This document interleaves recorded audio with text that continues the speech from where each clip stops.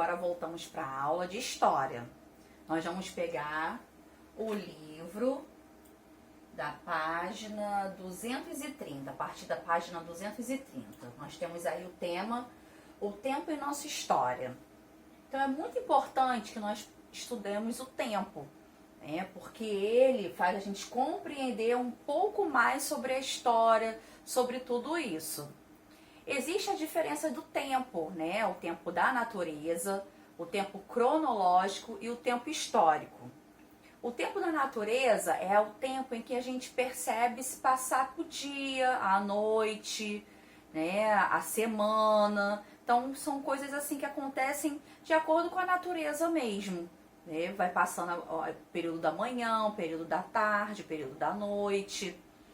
O tempo cronológico é quando usamos a unidade de medida, que nós medimos a hora, verificamos a hora, às 7 horas da manhã, 8 horas da manhã, meio-dia. Então a gente vai obedecendo essa forma cronológica com unidade de medidas. E o tempo histórico. O tempo histórico é dado pela transformação de uma sociedade. Então a gente pode saber através de alguns relatos, fatos históricos de coisas que aconteceram no passado.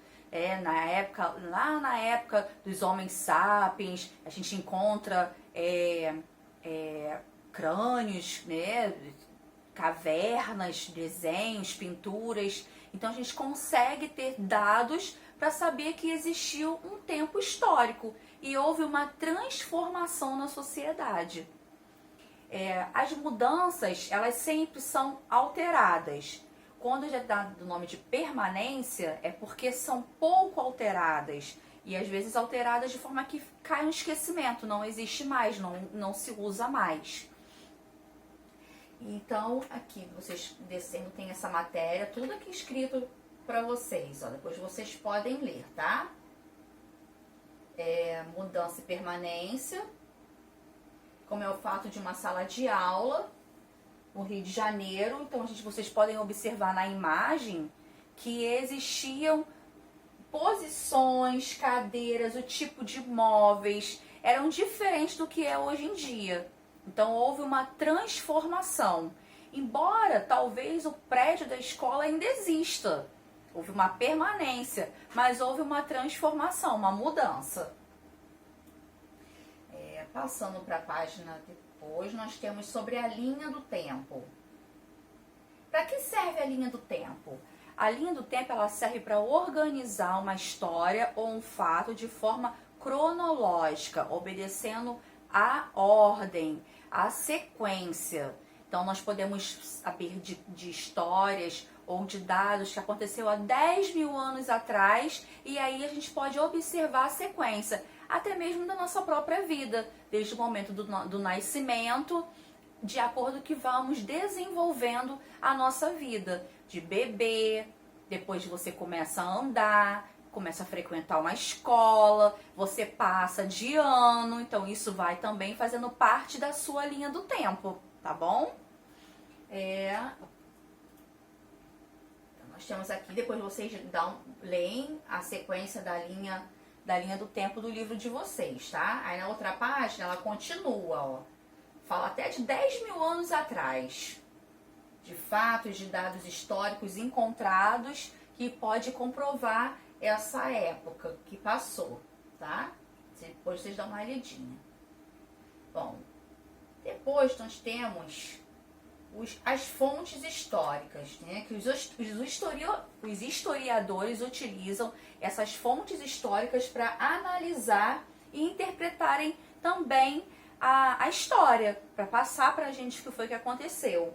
Então, através de esculturas, de imagens, pinturas, de objetos encontrados, de objetos que existiram, que agora não existe mais, ou até mesmo ele evoluiu.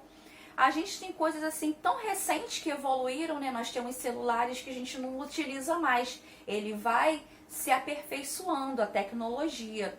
Assim como antigamente se usava um aparelho de telefone que tinha que tirar... Vocês já viram aqueles aparelhos de telefone antigo? Então, vocês têm aqui, ó, uma câmera fotográfica antiga.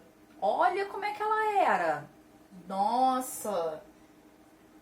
Um carro antigo, uma propaganda antiga. Hoje é bem diferente, né? Nós temos propaganda, carros diferentes, máquinas fotográficas de última geração, assim como também objetos, documentos históricos, utilidades produzidas por indígenas, assim como aqueles vasos de barro, tá bom? Então, esculturas também, temos construções antigas. Nós temos aí, vocês já ouviram falar das 7 maravilhas? As 7 maravilhas são construções antigas e recentes, que pode também comprovar um dado, né, uma fonte histórica de uma sociedade. Depois vocês pesquisem sobre as 7 maravilhas. Aí no livro de vocês tem um exemplo de uma bicicleta antiga. Acho que deve ter sido a primeira bicicleta construída. O nome dela era Draisiana. Depois vocês leem do lado da imagem dela, ó, tem aqui, vocês vão saber por que ela se chama Draisiana. Curiosidade, eu vou deixar para vocês lerem, tá? Então é isso, meus amores. Nós temos fatos, relatos, tudo sobre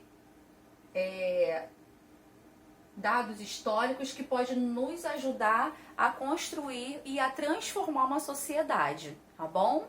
Então, um beijo, façam os deveres direitinho de vocês, tirem suas dúvidas, que a tia está aqui para ajudar. Um beijo, até amanhã. Amanhã todo